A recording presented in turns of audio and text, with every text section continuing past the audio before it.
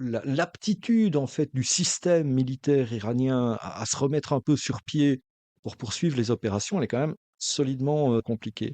Les Israéliens, de ce point de vue-là, en tout cas leurs forces aériennes, est particulièrement développée dans le développement de ce qu'on appelle des COMAO, hein, donc des Combined Air Operations, hein, qui vont mixer finalement, bah oui, des appareils avec une certaine furtivité comme le F-35, des appareils moins furtifs mais avec plus de charge utile, des appareils de détection aérienne avancée, des ravitailleurs en vol, enfin vraiment toute la gamme qui vont voler donc jusqu'en Iran, y compris dans le ciel de Téhéran, etc.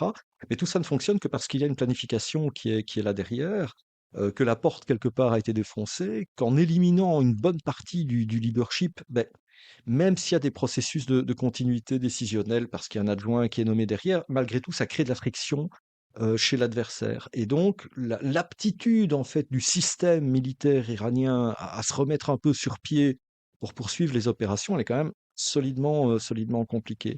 Et donc, le fait qu'il y ait à la fois de gros volumes d'appareils, mais ça, on l'avait déjà vu en octobre 2024, hein. Dès que les Israéliens savaient que les Iraniens allaient taper à coups de missiles balistiques et a priori de leur base aérienne, ils ont tout fait décoller. Et quand on fait tout décoller, ça veut dire qu'on a un taux de disponibilité qui est excellent, en fait. C'est qu'on n'a pas beaucoup d'appareils qui sont en cours de révision. C'est que les pilotes sont au taquet, c'est que les pistards sont au taquet et que tout peut être engagé.